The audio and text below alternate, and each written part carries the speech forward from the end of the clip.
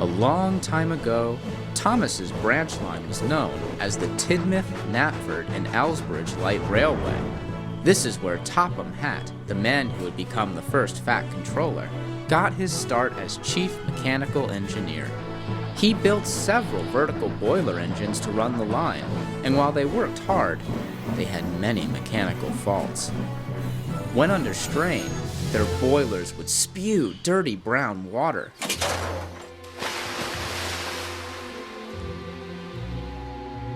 Which is why the railwaymen called them coffee pots. These engines also had weak brakes, which prevented them from taking loads that were too heavy. Over time, all the coffee pot engines were taken out of service, except for one, Glynn.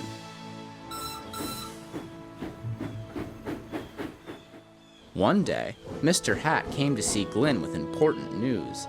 Glynn, I need you to take stone from the quarry down to Tidmouth Harbour. I know it's a lot to pull, but the ship must depart this evening. Can I trust you to get everything delivered on time? Of course, sir. I won't let you down.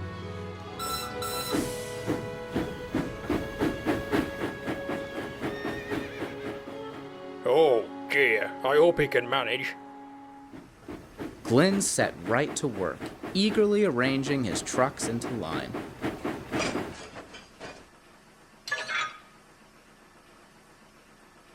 Easy, old boy. Any more trucks and this train might be more than your brakes can handle. Fair point. We best be careful.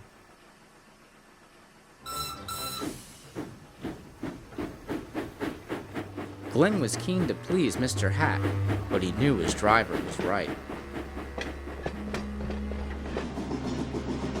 Glynn hauled his 4 truck trains to the harbor and back all afternoon. But as the hours crept by, there was still a lot of stone left to deliver.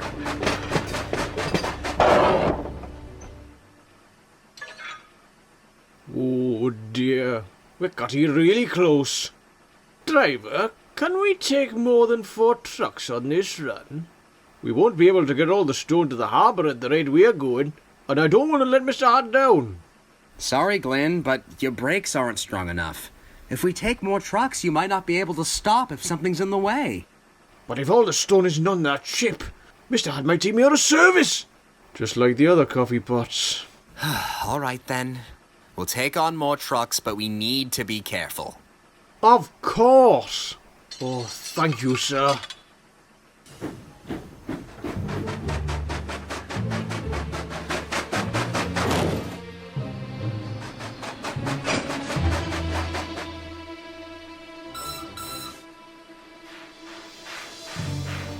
At first, Glynn had the heavy train under control.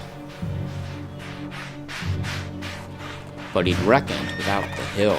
Come on! Come on! Come on! His driver knew Glynn was having a tough time of it. Come on, Glynn. Once we reach the top, it's all downhill from there. Oh, yuck! Glynn! When they did, they spotted a sign that said, "All trains stop to pin down brakes." However, when Glynn tried to stop, he couldn't. Oh, no! No! Somebody help me! I can't stop! Up ahead, Glynn could see the station coming into view. He whistled an alarm. Luckily, the station master heard Glynn and quickly switched the points, sending him into the runaway siding.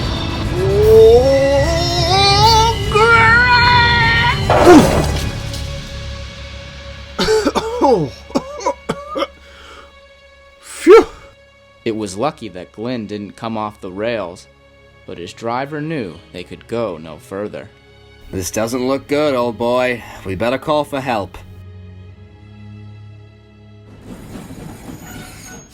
Later, another engine arrived to pick up Glynn's trucks. Mr. Hatt assessed the damage. Glynn had never seen him look so unhappy. No. Oh, no. This won't do. This won't do at all. What won't do? What's wrong with me? Well, Glynn, you've damaged your brakes and your pipes look beyond repair. What on earth were you thinking? You must have known that was too many trucks. I'm sorry, sir. I just wanted to make sure all the stone got to the ship on time.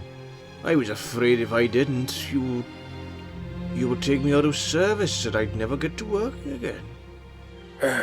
Glynn, I'm afraid that we have to leave you here on this siding for the time being. We just don't have the money to repair you. But, sir, I can still work. I'd be really useful, I promise. I wish that was true, but it's simply not the case. You'll stay here until we can find something to do with you.